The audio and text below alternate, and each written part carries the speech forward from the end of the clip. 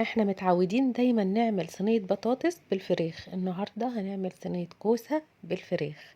بس قبل اي حاجة ما تنسيش اللايك وشير وتفعيل الجرس عشان يوصلك كل جديد.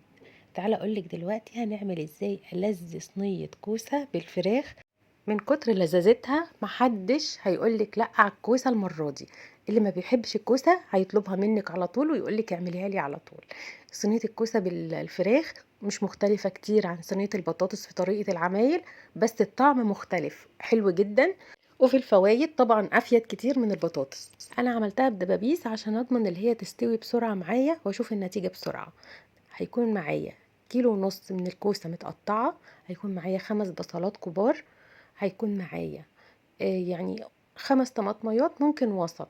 لو طماطم كبيرة يبقى 3 كفاية. زي ما قلت لكم كيلو ونص من الكوسة مغسول ومتقطع تقطيع زي اللي احنا شايفينها كده، مش رفيع قوي ومش تخين قوي. معايا كيلو ونص او 2 كيلو من دبابيس الفراخ، هنغسلهم كويس جدا برضو.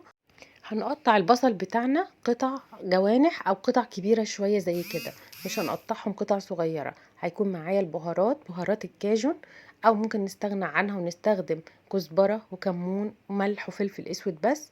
هيكون معايا فلفل اسود طبعا ده اساسي. هنرش رشة كويسة لان لسه هنتبل الفراخ ونتبل الكوسة بنفس التتبيلة.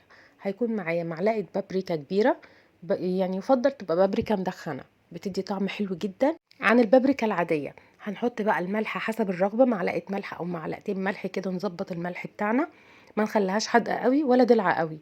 احنا هنتبل الفراخ زي ما قلت لكم، فاحنا نكتر الملح شوية عشان الخضار والفراخ. معلقة كزبرة كبيرة. هنحاول ندعك بقى البهارات دي كلها مع البصل لغاية ما البصل يتشرب من البهارات ويدبل في ايدينا شوية. دي اسمها مرتة البصل اللي احنا هنتبل بيها دلوقتي الفراخ والكوسة. كده مرتتنا خلصت. هنجيب بقى الطماطم اللي كانت عندنا متقطعة مكعبات صغير جدا، او ممكن نبشرها او ممكن نضربها برضو في الكبة، مفيش اي مشكلة. هنقلب بقى الطماطم مع البصل وهنحط الفراخ بتاعتنا ونديها تقليبة في البصل والبهارات والطماطم لغاية ما كل التتبيلة الحلوة دي توصل للفراخ وتوصل لكل جزء فيها. هنتبلها كويس جدا. الفراخ دي هتتحط على الوش، مش هتفضل كده. هننزل الكوسة بتاعتنا كلها على الخلطة دي ونديها تقليبة برضو كويسة جدا، ونطلع الفراخ على الوش. يعني احنا كده تبلنا الفراخ الاول وبعد كده رحنا مطلعينها على الوش عشان تاخد وش تحمير وتستوي. السوا بتاع الكوسة هيبقى نفس الوقت بتاع السوا بتاع الفراخ. يعني ما نقلقش خالص ان حاجة تستوي قبل حاجة. لو هنستخدم فرخة كبيرة، انا دي لسه ما جربتهاش مع الكوسة، ما اعرفش ايه اللي هيستوي قبل ايه. يعني ممكن لو فرخة صغيرة تستوي بسرعة برضو زي الدبابيس. هنحط بقى معلقة سمنة كبيرة، يفضل هي تبقى سمنة بلدي. لو عندنا زيت برضو مفيش اي مشكلة. المهم نستخدم زيت او سمنة، مش سمنة مهدرجة علشان طبعا مضرة، فاحنا بنقلل الضرر على قد ما نقدر في اكلنا. هيكون مسخنين الفرن على اعلى درجة حرارة، وبعد كده هندخل الصينية.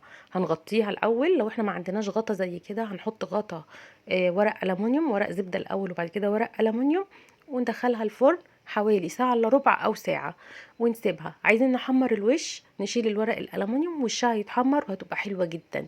شايفين الفراخ مستوية ومهرية ازاي معانا، والكوسة نفس الحكاية مستوية ولذيذة ومتماسكة في نفس الوقت. يعني مفيش حاجة مهرية، الكوسة متماسكة ومحافظة على شكلها. ما اقولكوش على الريحة الفظيعة. الصوص بتاعها لوحده حكاية مع شوية رز بالشعرية، رهيبة. أكلة لذيذة وأتمنى ان انتوا تجربوها. أنا أول مرة أجربها بس هعملها على طول.